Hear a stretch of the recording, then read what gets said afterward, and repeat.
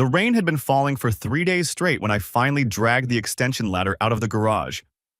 My knees popped as I positioned it under the attic hatch. 41 years of laying linoleum will do that to a man. 23 years of kneeling on concrete, pressing tiles into place for strangers while my own foundation cracked beneath me. But I didn't know that yet. Not really. Dad, wait for me. Theo came barreling down the hallway, flashlight clutched in his fist like some kind of treasure. 10 years old and convinced every shadow held a mystery worth solving. Slow down, bud. Ladder's not going anywhere. Mom says it's raccoons, he said, breathless. But I heard it last night. It wasn't scratching. It was like whispering.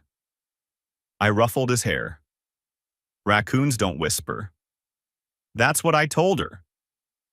Mara appeared in the doorway, arms crossed, that familiar half-smile playing on her lips. Even after 12 years of marriage, she could still stop me mid-thought.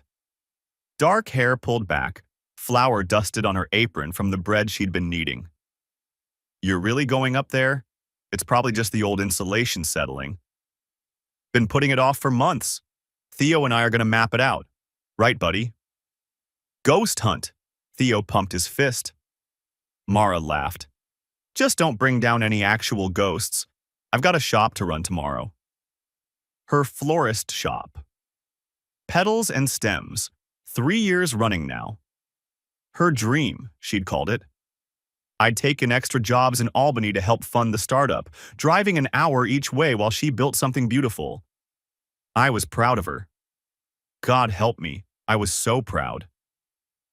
I went up the ladder first, testing the rungs, then reached down to haul Theo up beside me.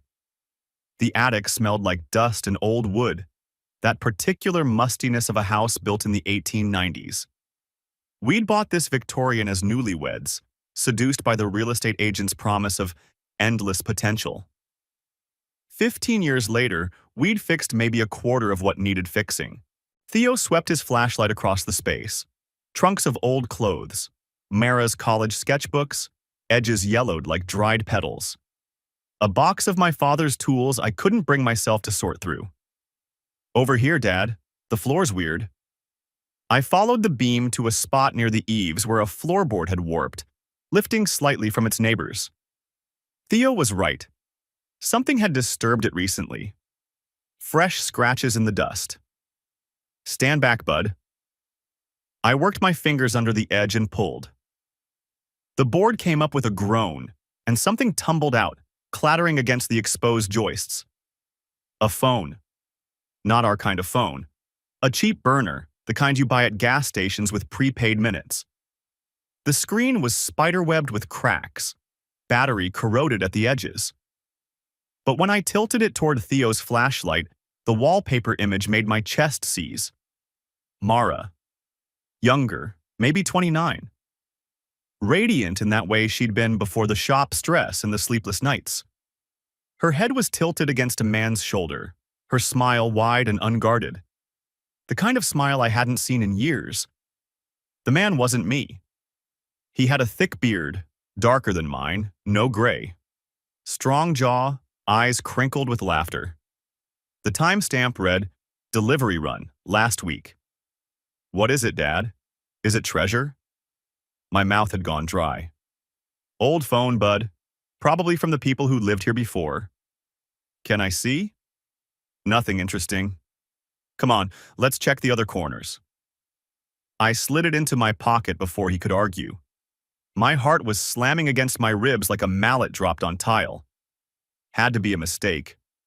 Old phone, previous owners. Except this wasn't the previous owner's attic.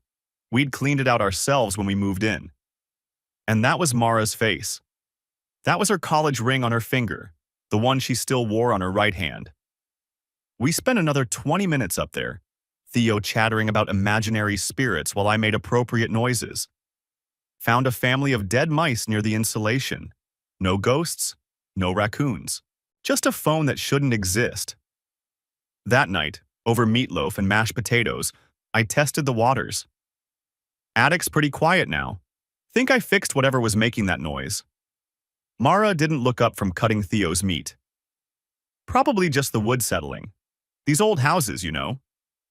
Dad found a magic phone, Theo announced through a mouthful of potatoes. I felt my jaw tighten. Old toy, bud. Nothing magic about it. It had a picture on it.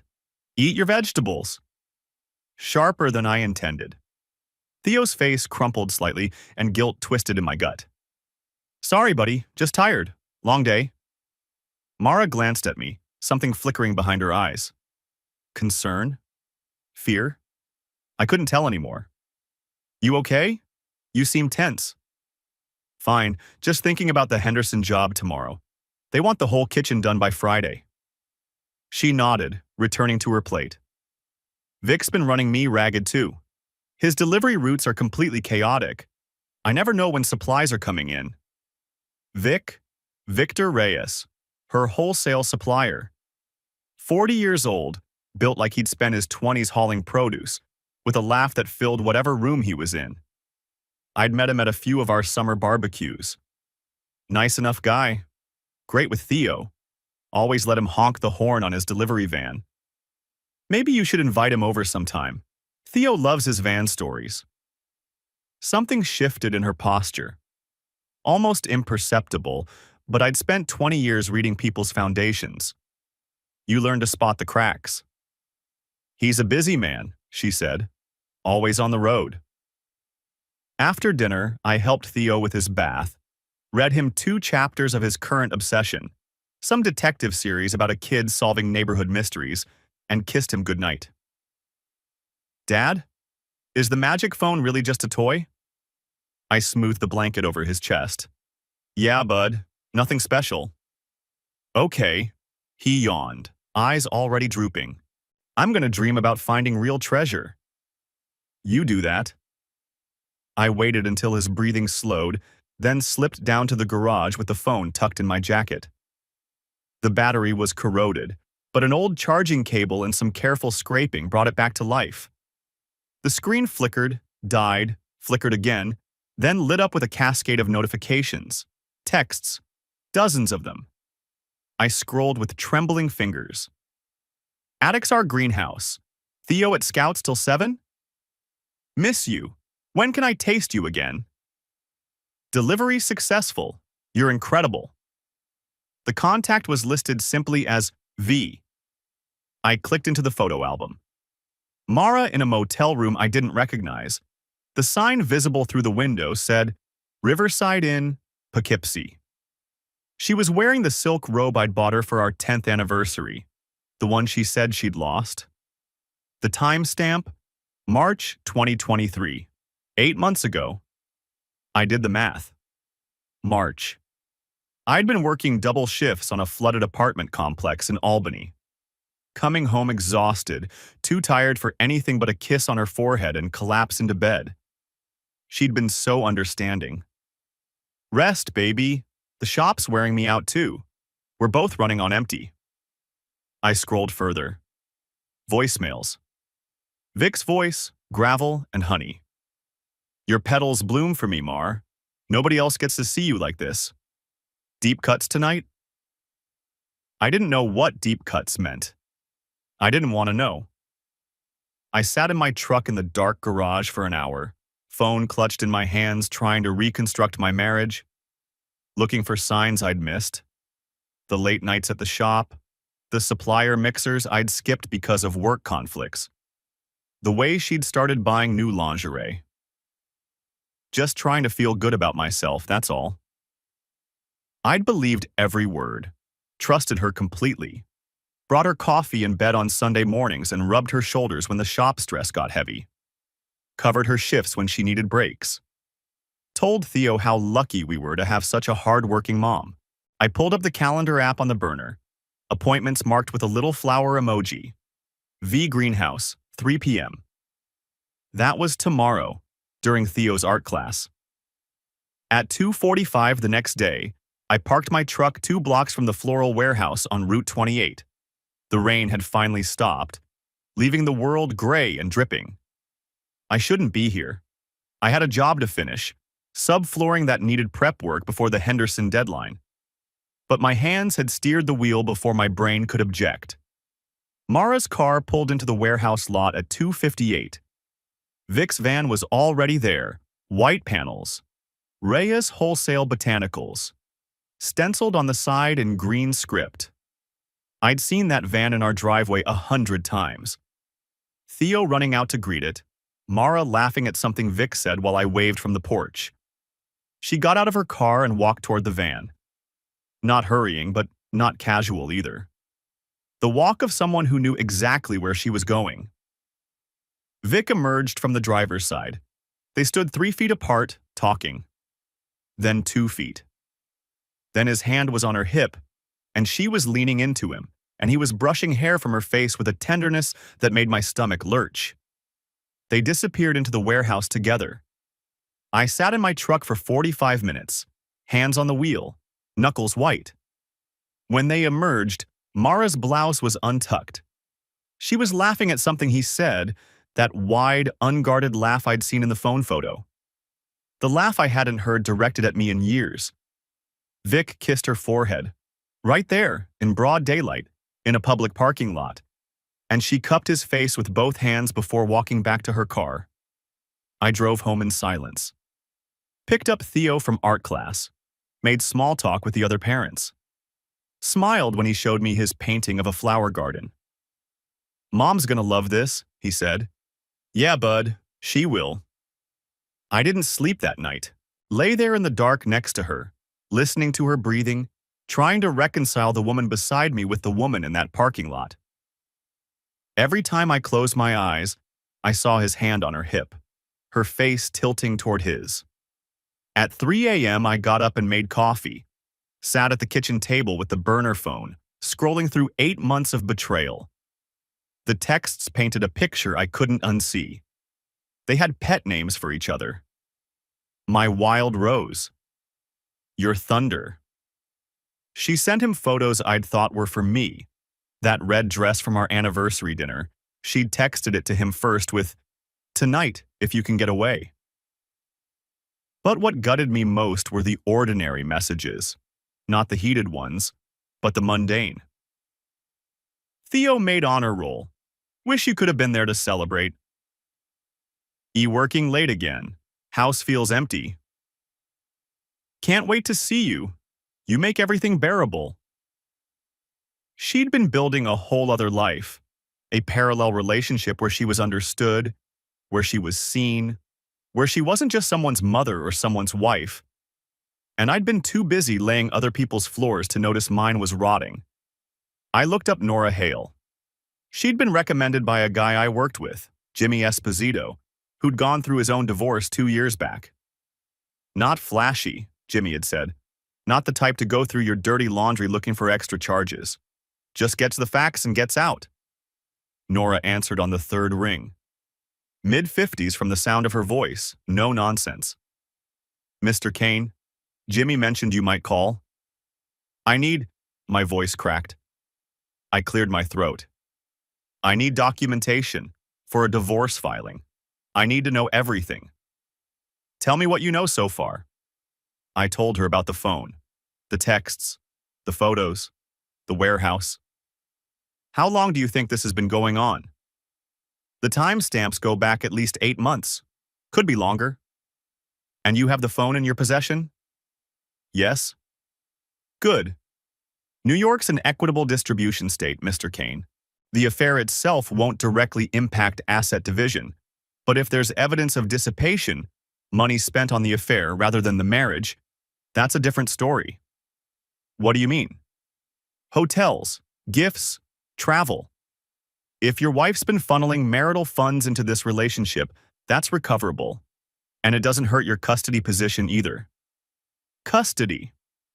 The word hit me like a fist to the sternum. Theo. Sweet, bright, innocent Theo, who still believed in magic phones and treasure maps. "My son can't know about this. Not yet." "Of course. I work discreetly. 110 an hour, expenses extra. I'll need a retainer of 500 to start." "Done." "Mr. Kane, one more thing. Whatever you're feeling right now, and I know it's a lot, don't confront her. Not yet. Let me build the file first. The more we know, the stronger your position. I can wait. Good man. I wasn't sure about that anymore, but I could learn. Day 3. I installed a GPS tracker on her car. Legal gray area, but it was a marital asset and I needed to know. The device cost $40 at a trucking supply store, magnetic back, battery lasted a month. I slid it under her wheel well at 2 a.m. while she slept. The first ping came at 11:47 a.m. the next day. Her car at the shop, just like she'd said. Second ping at 1:15 p.m., still at the shop.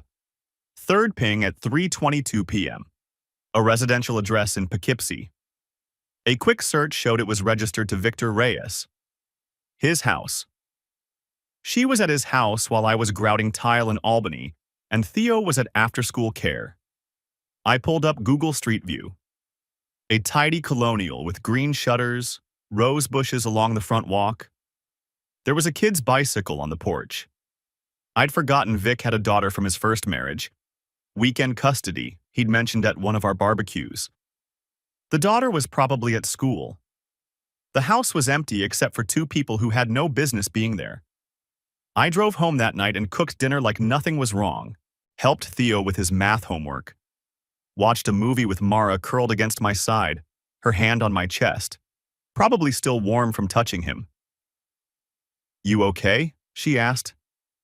"You're quiet tonight." "Just tired, long day." "Poor baby." She kissed my cheek. "I'll make it up to you this weekend. Maybe we can get a sitter, go somewhere nice?" "Sounds great." That night while she showered, I checked the burner phone again. A new text from V. "Today was incredible. Can't stop thinking about you. Same time Thursday?" Her reply. "Can't wait. You're everything." Thursday, 2 days away. The next 2 weeks were a masterclass in performance. I kissed Mara goodbye each morning like nothing had changed, complimented her cooking, asked about her day at the shop, held her at night while she fell asleep, her breathing soft against my chest, and stared at the ceiling wondering who she was dreaming about. Nora worked fast. By day 5, she'd mapped Vic's delivery routes against Mara's shop emergencies. The overlap was almost perfect. Every time Mara had called to say she'd be late, Vic's van had been parked within a mile of whatever excuse she'd given. "The motel in Poughkeepsie," Nora said during our second phone call. "She's been there at least 6 times in the past year. Always pays cash, but the front desk remembers her. Said she tips well. With my money. That's the dissipation angle. I'm pulling her shop's financials now. There are some irregularities in the wholesale invoices that might be worth looking at." "What kind of irregularities?" "Vic's company charges her about 30% more than market rate for the same products. She signs off on the invoices without question. Either she's terrible at business, or she knows exactly what's happening and doesn't care. Because he's giving her something else in return." That's my read. I thought about all the times she'd complained about tight margins at the shop, the nights she'd come home stressed about cash flow, and I'd offered to pick up extra shifts. I'd worked weekends for 3 months straight last spring to cover what she called a slow season. How much are we talking about? Conservatively, $4,000 over the past year? Could be more. I'm still digging. $4,000. Money I'd earned with my hands, my knees, my back. Money that should have gone to Theo's college fund or the repairs this house desperately needed. Instead, it had bankrolled hotel rooms and deep cuts, whatever the hell that meant. "Keep digging," I said. "Will do." And Elias. One more thing, I ran Vic's background. He's been married twice before. Both ended badly. His first wife mentioned him in a custody dispute, said he had a pattern of pursuing married women, then disappearing when things got complicated. So he's done this before. At least twice that I can document. His second wife's divorce filing mentions multiple instances of infidelity with clients. Sound familiar? Mara wasn't special to him. She was just the latest target. A lonely wife with a busy husband and a thriving business he could skim from. Romance and profit rolled into one. I wondered if she knew. If she'd figured out that her great love affair was just another con. Probably not. People believe what they want to believe. I certainly had. Meanwhile, Theo kept dropping breadcrumbs he didn't even know he was leaving. Mom's flower friend came by yesterday, he told me over breakfast. The one with the van. Oh yeah? What did you guys talk about? He gave me a new bottle cap for my collection. From Mexico. Said he got it on a special trip. That was nice of him. Mom said not to tell you about the visit. Said it was a surprise bouquet for your anniversary. Our anniversary wasn't for another 4 months. What else does Mom say to keep secret? Theo shrugged, spooning cereal into his mouth. Just stuff about the shop. Boring stuff. I made a mental note for Nora, using my kid as a cover, using my kid to keep secrets. If I'd needed any more confirmation that this wasn't just a mistake, wasn't just a moment of weakness she'd cry about when I confronted her, this was it. I installed the camera on day 12, a cheap wireless model, the kind you can buy at any hardware store for $30. I hid it behind a stack of old photo albums, angled toward the spot where I'd found the phone. New York's a one-party consent state. I didn't need her permission to record in my own attic. 3 days later, Mara told me she needed to grab some old fabric from storage. I watched the footage that night in my truck, parked behind the abandoned gas station on Miller Road. She wasn't alone. Vic's face filled the frame as he climbed through the hatch after her. They didn't waste time with small talk. His hands were on her before he'd even straightened up, pulling her close, mouth finding her neck. I missed you, she breathed. All week, I couldn't stop thinking about... I turned off the video. That night, I drove to a bar outside of town, a place where no one knew me, and ordered a whiskey I didn't drink. Sat there in a corner booth, staring at the amber liquid, trying to decide what kind of man I wanted to be. The rage was there. Hot and justified, burning in my chest like indigestion. Part of me wanted to drive straight to Vic's house, drag him out by his perfect beard, and show him what 20 years of manual labor could do to a man's fists. But that's not what Theo needed. Theo needed a father, not a felon. Theo needed stability, not another broken home. So I sat there until the bar closed, working through scenarios in my head. Confrontation, lawyers, courts, custody. Each path branching into 100 possible outcomes, most of them ugly. When I got home at 2 a.m., Mara was asleep. I stood in the doorway of our bedroom watching her peaceful face in the moonlight and felt absolutely nothing. That's when I knew it was really over. The therapy was Nora's idea. You're going to need documentation of your mental state, she said. Shows the court you're taking this seriously, that you're working on yourself. Also shows you're not the type to fly off the handle. I found a counselor in Kingston who specialized in what she called relationship trauma. Dr. Patricia Vance. She had an office overlooking the river, all soft lighting and neutral colors, like the world's most expensive waiting room. Tell me why you're here, Elias. I sat on her leather couch, hands clasped between my knees, and tried to find the words. My wife's been having an affair. 8 months, maybe longer, with her supplier. How did you discover this? Found a phone hidden in our attic. Photos, texts, voicemails. And how do you feel about that? The question almost made me laugh. How do I feel? Like someone ripped up the floor I've been standing on for 12 years and showed me there was nothing underneath but rot. That's understandable? I feel like an idiot. Like every memory I have of our marriage is a lie. Like I've been playing a role in a story she wrote where I'm the supporting character. Dr. Vance nodded, writing something in her notebook. And your son? Theo. My voice broke on his name. He's 10. He doesn't know anything. can't know anything. But you're worried about how this will affect him. He adores her. She's a good mom, in her way.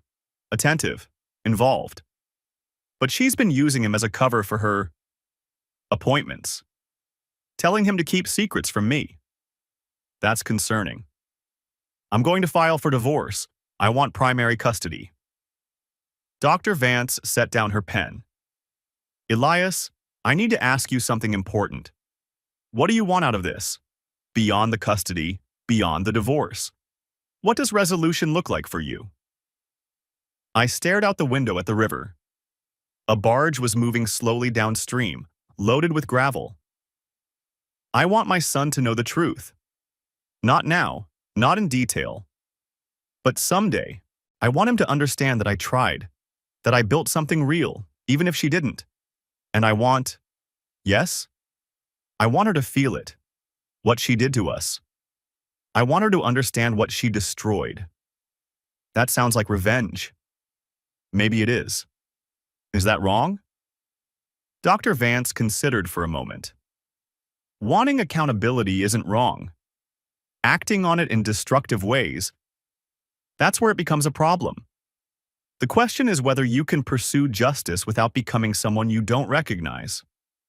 I thought about the camera in the attic, the phone in my drawer, the file Nora was building, piece by piece.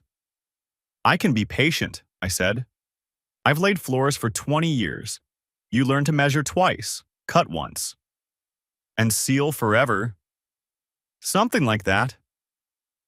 The confrontation came 3 weeks in, and it wasn't planned.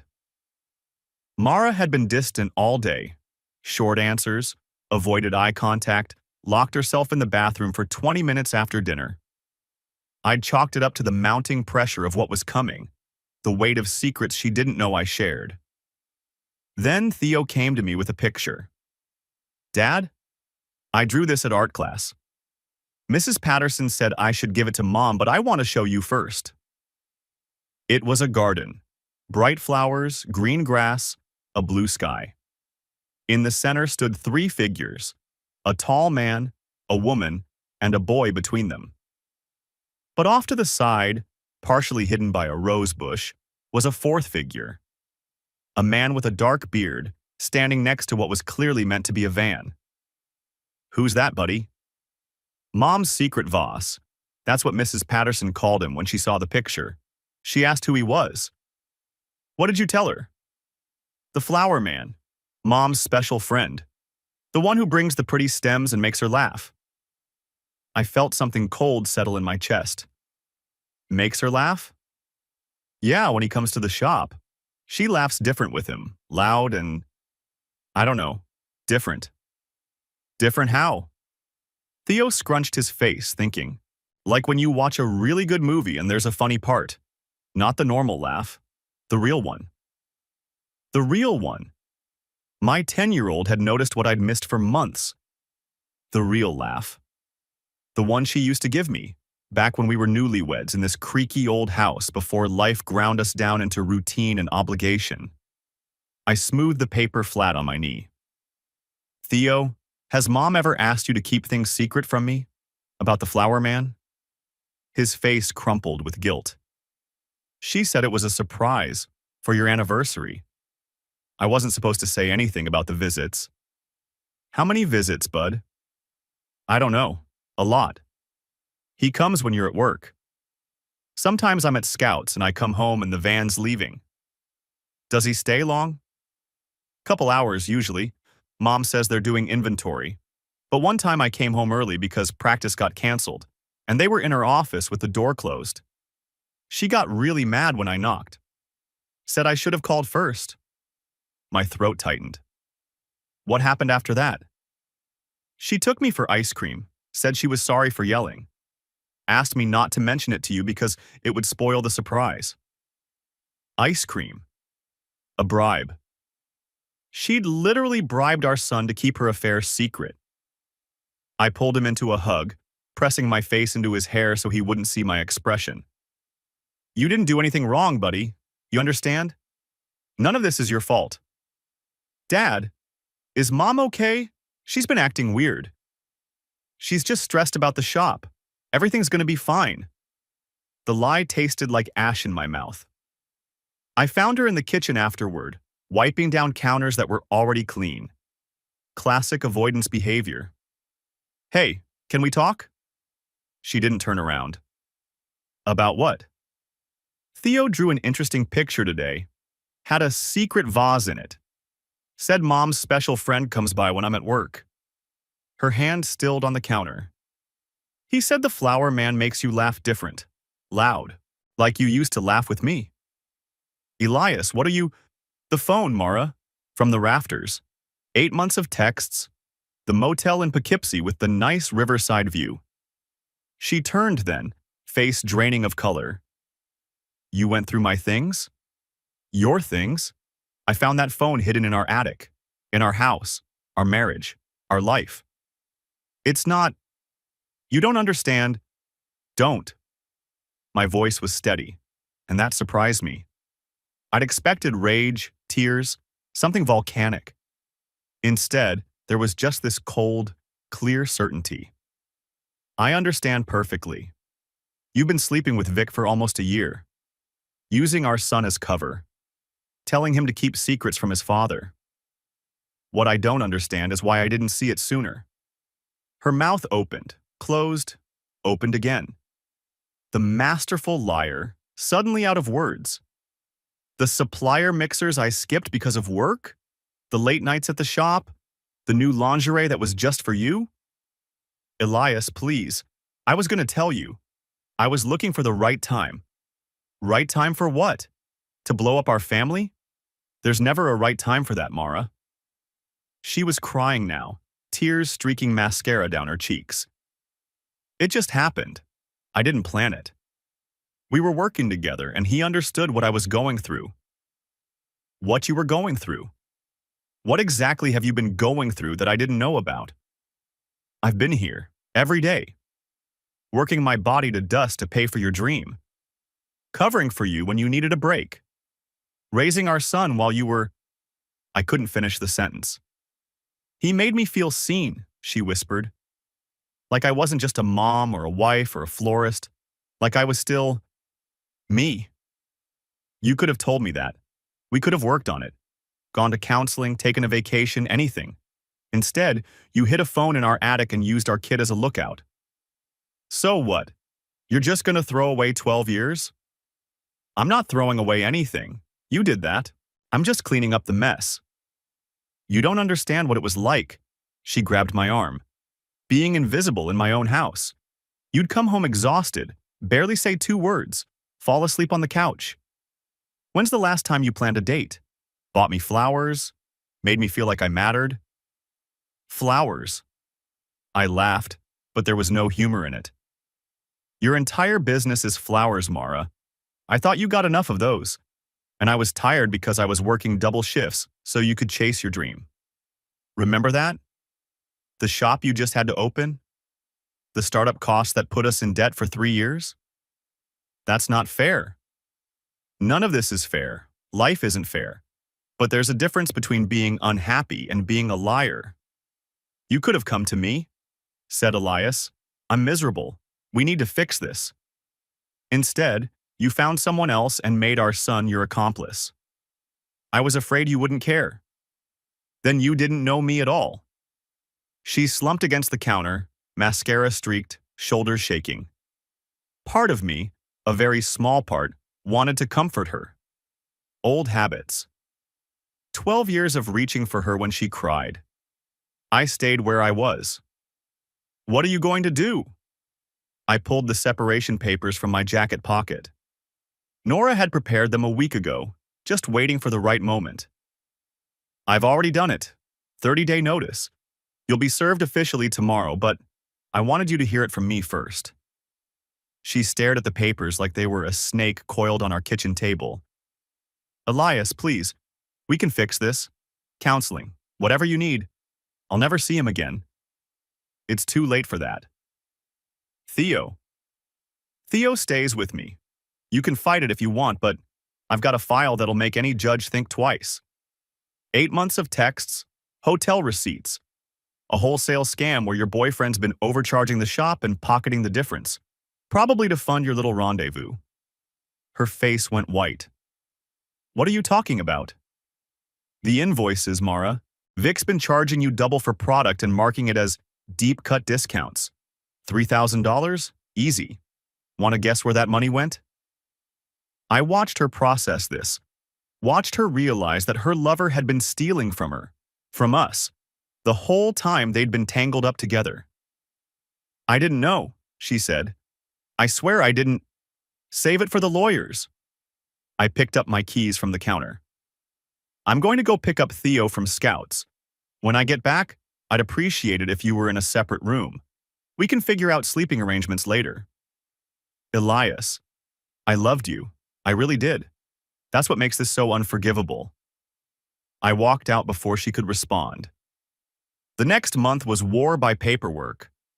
Nora had prepared me for it, but nothing really prepares you for the slow grind of dismantling a life you built together.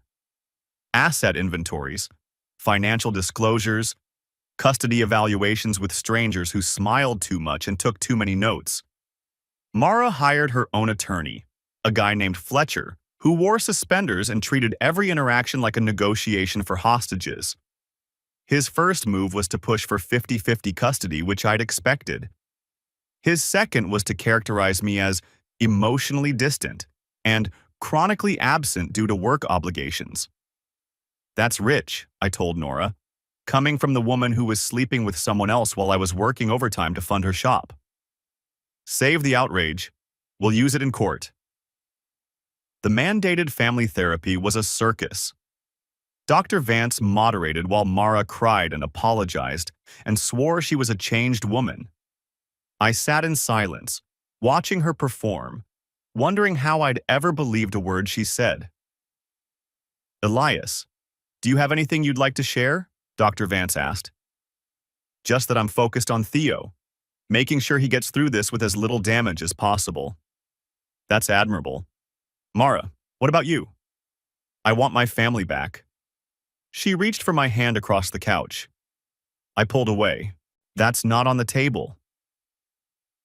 The co-op board became an unexpected ally. Mara's shop was part of a local florist cooperative, a dozen small businesses that shared marketing costs, vendor relationships, and a storefront downtown. I'd met most of the members at various events over the years. Nice people, generally.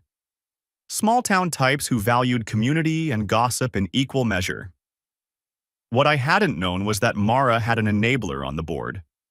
Sandra Phelps, a 50-something woman who ran a succulent nursery, had been covering for Mara's market runs for months, providing alibis, looking the other way when the schedules didn't match. I found out from Nora, who'd been digging through the co-op's financial records as part of the divorce discovery. Sandra's been signing off on invoices that don't match the delivery logs, Nora said. Either she's in on the wholesale scam or she's incompetent. Either way, it's leverage. I thought about it for a day. Sandra wasn't the villain here. She was just a friend who'd made bad choices. But she'd also helped Mara use our son as cover, even if she didn't know the details. So I sent her a photo, anonymous email routed through a server Nora knew. No message, just the image. Mara and Vic at the greenhouse, his hand on her back, her face tilted up toward his. The timestamp clearly visible. Sandra called Mara that night. I know because I was monitoring Mara's new phone. Court order, supervised access during the custody evaluation. Legal and devastating. Mar, what the hell is this? Someone sent me a photo. You and Vic, at the greenhouse. Sandra, I can explain. Explain what? You told me you were over him. You swore you'd ended it. I did end it. That photo is old. It's time-stamped 3 weeks ago, Mara. 3 weeks. Right when you told me you were at a dental appointment. Silence on the line. I've been covering for you. Lying for you. Putting my reputation on the line because you said you were working on your marriage. And the whole time you were still… Sandra, please. The board needs to know. About the invoices. About all of it. You've been skimming from the co-op accounts to pay for your whatever this is. I can't be part of it anymore. You can't tell them. They'll ruin me. You ruined yourself, Mar. I'm just done helping you hide it. The line went dead. I allowed myself a small, cold smile. 3 days later, I paid Vic a visit. Not at his house. I wasn't that stupid. I tracked his van to a hardware store parking lot, waited until he came out with a bag of fertilizer and a coffee. Vic? He froze when he saw me. Just for a second, but long enough. Elias. Hey man, how's it going? How do you think? He set his bag on the hood of the van, like he needed a barrier between us. Look, whatever Mara told you, she didn't tell me anything. I found the phone. His face went through several expressions: confusion, realization, fear. That was supposed to be destroyed. Guess she got sentimental. Elias, listen. It wasn't what you think. We were just... Don't. I stepped closer. Don't insult me by pretending this was something innocent. I saw the photos. I read the texts. Your petals bloom for me. That's what you wrote. Does that line work on all the married women you go after? His jaw tightened. That's none of your business. My wife is absolutely my business. My son, the one you used as a lookout, is absolutely my business. And the $3,000 you skimmed through fake invoices? That's definitely my business. I don't know what you're talking about. The deep-cut discounts, the inflated prices. You've been ripping her off while you were sleeping with her. Pretty slick operation, honestly. Romance and robbery rolled into one. He was sweating now, despite the October chill. That's a business dispute. Has nothing to do with... It has everything to do with everything. But here's the thing, Vic. I'm not going to hit you. I'm not going to threaten you. I'm just going to tell you what's going to happen. I leaned in close enough to smell his aftershave, the same scent I'd caught on Mara's clothes and dismissed as work residue. The co-op is going to audit your invoices, every single one. And when they find the discrepancies, and they will, they're going to file a complaint with the state licensing board. Your wholesale business is going to be investigated. Your other clients are going to find out what you've been doing. And when they do, I stepped back. You're going to lose everything. Not because I'm vindictive, but because you're a thief and a liar. And eventually that catches up with everyone. Vic's face had gone pale. I can't what? Tell the truth? Watch me. I walked back to my truck without looking back. My hands were shaking, but my voice had been steady. That was something. Theo's therapy sessions were the hardest part. The court had appointed a guardian ad litem to represent his interests, a sharp-eyed woman named Barbara Torres, who took her job seriously. She met with Theo 3 times a week, drawing pictures with him, asking careful questions, documenting everything for the custody evaluation. Your son is remarkably perceptive, she told me after the second week. He knows something's wrong between you and his mother, even if he doesn't understand the details. I've tried to shield him. I know, but children feel these things. He's been having nightmares, worries about loose petals and broken vases. That's her language, flower metaphors. He's also been very clear about who he feels safe with. Every drawing, every story centers on you. Adventures you've taken together, projects you've built. The bottle cap collection you help him organize. He's my world. I can see that, she paused. Elias, I'm going to recommend primary custody to the father. There are concerns about the mother's judgment, using the child as cover for an extramarital affair, involving him in secret keeping, the financial irregularities that suggest poor decision-making overall. I felt something loosen in my chest. Thank you. Don't thank me. I'm just reporting what I see. The co-op meeting happened in late March, 8 weeks after I'd first found the phone. Nora had been building toward this, documenting the invoice fraud, connecting the dots between Vic's wholesale discounts and Mara's personal expenses, building a case that wasn't just about infidelity, it was about theft. The board convened at the co-op's downtown storefront. 12 florists gathered around a long wooden table. I wasn't supposed to be there, but Nora had arranged for a sympathetic member to live stream the audio to my phone. Sandra presented the evidence first. Financial records showing thousands of dollars in overcharges funneled through Vic's company. Invoices signed by Mara that didn't match delivery logs.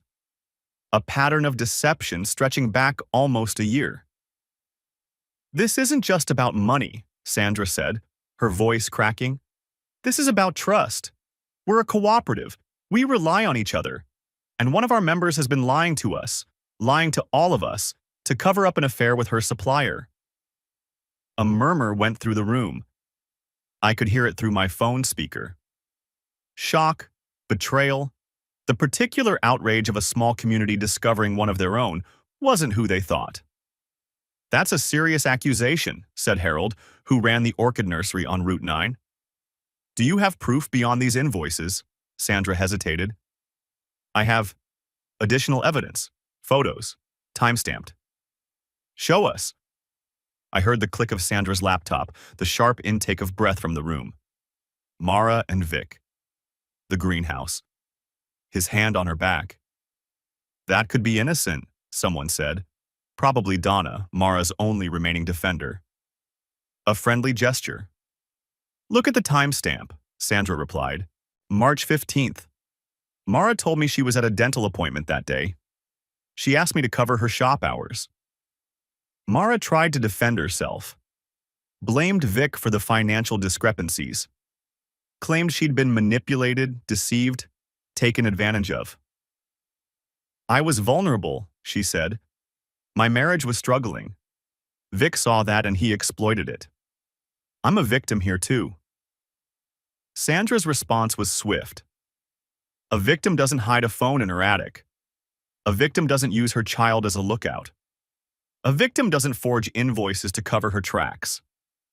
Those invoices were Vic's doing. You signed them, Mara. Every single one. Your signature, your approval. I trusted him. You trusted him over your husband, over your son, over us. Sandra's voice hardened. You used this cooperative as cover for your affair. You used our goodwill, our friendship, our trust. And when someone finally caught you, your first instinct was to lie some more. The room erupted, questions flying, accusations, demands for a full audit. The vote was unanimous. Mara was suspended from the cooperative pending a full audit. Her shop would remain open, but without the co-op's support, their shared marketing, their vendor relationships, their downtown presence, she'd be operating alone. I listened to her crying through my phone speaker and felt nothing. The trial came in May. Ulster County Supreme Court, Judge Rebecca Thornton presiding. A small-town courtroom that smelled like old wood and paper dust, like 100 other divorces had played out between these walls. Fletcher put up a fight. Argued that my work absences had contributed to the marriage's deterioration. Painted Vic as a predator who'd taken advantage of a lonely woman. Tried to minimize the financial fraud as clerical errors. But the evidence was overwhelming. Nora had assembled everything. The burner phone texts, the attic footage, the motel receipts, the forged invoices, the testimony from Sandra and other co-op members, the guardian's recommendation for primary custody. Even Vic's ex-wife had provided a statement, detailing how he'd done the same thing to her. Seduced her away from a stable marriage, then moved on when someone more exciting came along. This is a pattern of behavior, our attorney argued. The respondent made deliberate choices to deceive her husband, involve her minor child in secret keeping, and defraud her business partners. These are not the actions of someone capable of providing a stable home environment. Mara took the stand on day 2. Fletcher led her through a rehearsed narrative. The lonely wife, the absent husband, the moment of weakness that spiraled out of control. Did you ever intend to leave your marriage? Fletcher asked. No, never. I love my family. I made a terrible mistake, but I was always committed to making things work. Our attorney stood for cross-examination. Mrs. Kane, you testified that this affair was a mistake and a moment of weakness. Is that accurate? Yes. How long does a moment last exactly? Because according to the phone records, this affair continued for approximately 11 months. That's over 300 days. 300 individual choices to betray your husband and son. It was complicated. Was it complicated when you texted Mr. Reyes asking if your son would be at Scouts so you could meet in the attic? That's out of context. Was it complicated when you bribed your 10-year-old with ice cream to keep your secrets? I never bribed him. Your own testimony from family therapy describes taking Theo for ice cream after he almost caught you with Mr. Reyes. You then asked him not to tell his father. Is that accurate? Silence. Mrs. Kane? Yes, that's accurate. One final question. You've testified that you were unhappy in your marriage, that you felt invisible and neglected. During those 11 months of your affair, did you ever, even once, communicate this unhappiness to your husband directly? She stared at her hands. No. Did you suggest marriage counseling? No. A vacation, a date night, a conversation? No. So rather than address your unhappiness with the person you married, you chose to conduct a secret relationship, involve your child in covering it up, and allow your lover to steal from your business. Is that a fair summary? Fletcher objected, but the damage was done. I watched the judge making notes, watched Mara crumble under the weight of her own choices. Mara's attorney tried for sympathy. My client has acknowledged her mistakes. She's seeking counseling. She's committed to rebuilding trust with her son. Judge Thornton was unmoved. The court finds that the respondent's actions demonstrate a significant lapse in judgment that directly impacted the minor child. Primary custody is awarded to the petitioner. The respondent will have supervised visitation until such time as she can demonstrate consistent, reliable behavior. Mara broke down on the witness stand. Real tears, I thought. Or maybe I was just done trying to tell the difference. The financial claims of dissipation are upheld, Thornton continued.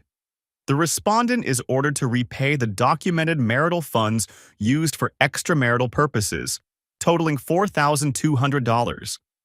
Additionally, the co-op's civil claim for fraudulent invoices will proceed separately. I signed the final papers that afternoon. 12 years of marriage, reduced to a stack of documents and a judge's signature. Theo was waiting at home with the babysitter. I picked him up, held him tight, and promised him ice cream for dinner. Are things going to be different now? He asked. Yeah, buddy, but different can be good.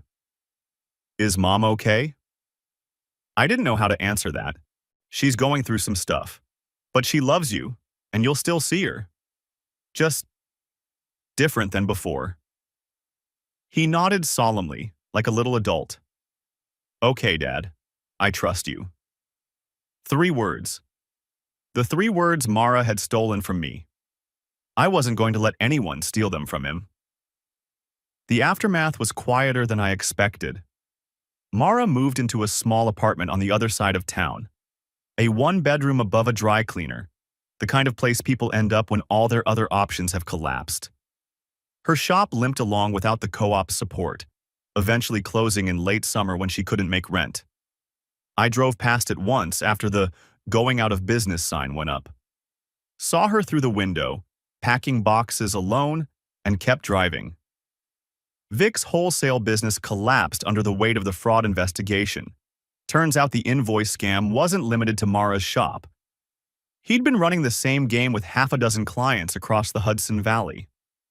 The state licensing board revoked his credentials in August. Last I heard, he'd moved to Jersey to live with a cousin, trying to start over in a market where no one knew his name. Good riddance. The co-op audit turned up more irregularities than anyone expected. Vic had been skimming from multiple accounts, using Mara's shop as his primary funnel. The total damages exceeded $15,000. Sandra called me one night, 2 drinks in, apologizing for not seeing it sooner. I trusted her, she said. We all did. That's not your fault. I helped her lie to you, covered for her when she was with him. I didn't know, I swear I didn't know, but I should have asked more questions. Sandra, it's done. Move forward.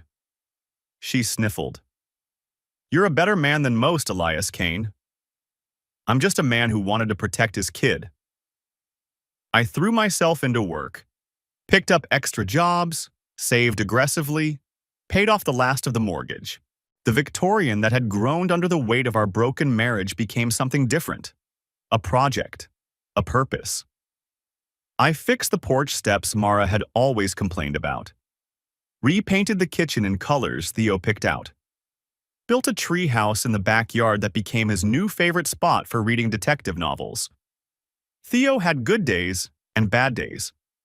Some nights he'd come into my room, unable to sleep, asking questions I didn't have answers for. Why did Mom do it? I don't know, buddy. Sometimes adults make bad choices. Did she stop loving us? She didn't stop loving you, not ever. What happened between her and me? That's separate from how she feels about you. But she lied. She made me help her lie. Yeah, she did. And that was wrong. But people are complicated. They can love you and still hurt you. It's not fair, but it's true. He'd climb into bed beside me, and I'd hold him until he fell asleep, wondering how to explain betrayal to a child who still believed in magic phones and treasure maps. 6 months after the divorce, I met someone. Mia Reyes, no relation to Vic, thank God, was a landscaper who specialized in garden restoration. We crossed paths at a hardware store, both reaching for the same bag of mulch, and ended up talking for 2 hours in the parking lot about root rot and drainage systems. You're easy to talk to, she said, before we exchanged numbers. Most guys would have left after the first 10 minutes of soil pH discussion. I lay floors for a living. I appreciate someone who cares about foundations. She laughed. It wasn't loud, wasn't performative. Just real. We took it slow. Coffee dates. Trail walks with Theo, who decided within 5 minutes that Mia was pretty cool for a girl. A shared pizza after helping me install a new flower bed. Ironic, given everything, but also somehow right. The first time I told her about Mara, we were sitting on the tailgate of my truck, watching the sunset over the valley. She didn't interrupt, didn't offer advice or platitudes, just listened. That's a lot, she said when I finished. Yeah. You seem okay, though, considering. I'm working on it. Therapy helps. Theo helps. Keeping busy helps. And what about letting someone new in? Does that help? I looked at her. Really looked. The way I'd apparently stopped looking at Mara somewhere along the line. She had dirt under her fingernails and sawdust in her hair, and she was the most beautiful thing I'd seen in months. I think it might, she smiled. Good answer. You don't talk about your ex much, Mia observed one evening, while we sat on my porch watching the fireflies. Not much to say. She made her choices. I made mine. Theo's healthy and happy. That's what matters. Most people carry more bitterness than that. I did, for a while. Then I realized I was letting her take up space in my head that belonged to better things. Mia leaned her head on my shoulder. I like how you think, Elias Kane. I like that you like how I think. Theo appeared in the doorway, holding 2 popsicles. Are you guys going to be gross now? Because I can go back inside. Mia laughed. I laughed. Even the fireflies seemed to pulse a little brighter. The co-op sent me a letter in November. Anonymous, routed through Sandra's shop, but I recognized the handwriting from the board minutes Nora had pulled during discovery. Thank you for what you did. We didn't know how deep the rot went until you showed us. The cooperative is stronger now. Sometimes it takes someone willing to pull up the floorboards to find the truth. No signature, no return address, just a small dried flower pressed between the pages. I showed it to Mia that night. She read it twice, then handed it back. That's poetic and a little creepy. Welcome to the Hudson Valley. So what now? You got your revenge? You got your kid? You got a pretty decent girlfriend, if I do say so myself. What's left? I thought about it. About the attic and the phone and the months of cold fury that had driven me forward. About Theo's drawings and the custody hearing, and the moment Judge Thornton said the words, primary custody, and something in my chest finally unclenched. I think I'm done looking backward. Yeah? Yeah. I pulled her closer. I've got floors to lay, a kid to raise, a treehouse that needs a second story, and a landscaper who keeps insisting my drainage is suboptimal. It is suboptimal. You're going to have root rot by spring if you don't. I kissed her to shut her up. It worked for about 30 seconds. Seriously, Elias, the grade on your east side is completely wrong. Marry me. She stopped mid-sentence, stared at me. What? You heard me. We've been dating for 6 months. I've known you for 8, and I've spent enough of my life with the wrong person to recognize the right one. Mia was quiet for a long moment. Then she started laughing. Not the polite laugh, not the nervous laugh, but the real one. The one that made her eyes crinkle and her shoulders shake. You're proposing to me while insulting my drainage advice? Is that a no? It's a, you're ridiculous and I love you, and yes, obviously, you idiot. Theo appeared in the doorway again, this time without popsicles. Did something happen? You guys are being weird. Mia looked at me. I looked at her. Theo, I said, how would you feel about Mia moving in with us? His face lit up like Christmas morning. For real? Like forever? Like forever. Can she teach me how to use the chainsaw? Absolutely not, Mia and I said in unison. He grinned, that infectious smile I'd been worried I'd never see again after everything fell apart. This is the best day ever. He wasn't wrong. Looking back, I sometimes wonder what would have happened if I'd never climbed that ladder. If the squirrel scratches had stayed squirrel scratches, and I'd never found the phone hidden in the rafters, would Mara have eventually confessed? Would the affair have burned itself out? Would we have limped along in quiet misery until Theo was grown, pretending everything was fine? I'll never know. And honestly, I don't want to. Because the life I have now, this house, this kid, this woman who argues with me about soil pH and drainage grades, it's real. It's honest. It's built on a foundation that I inspected myself, board by board, before I trusted it to hold our weight. That's all anyone can ask for, really. A foundation you can trust. People who tell you the truth. The courage to tear up the rotten floors and start over. I'm not the same man who climbed that ladder 3 years ago. I'm stronger, warier, maybe a little harder around the edges. But I'm here. I'm standing. And the floor beneath my feet is solid. That'll do. I ran into Mara once, about a year after the divorce. She was coming out of a coffee shop on Main Street, thinner than I remembered, shadows under her eyes. She saw me and froze, like a deer caught in headlights. Elias. Mara. Silence stretched between us, filled with everything we'd never say. A woman walking past gave us a curious look. Word had spread, of course. Small towns have long memories. How's Theo? She finally asked. Good. Great, actually. Made the honor roll. His bottle cap collection is up to 300. She smiled, but it didn't reach her eyes. That's wonderful. I'm glad. How are you? Getting by, she shrugged. Started over. New job, new apartment. It's quiet. Where are you working now? Grocery store out on Route 44. Stocking shelves, mostly. It's not much, but it pays the bills. She hugged her coat tighter around herself.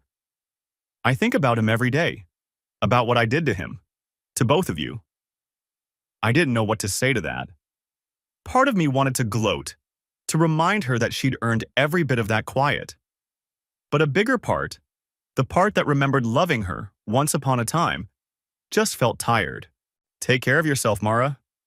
You too. And Elias? I paused. I know it doesn't mean anything now, but I really am sorry. For all of it. I nodded once, then walked away without looking back. The wedding was small.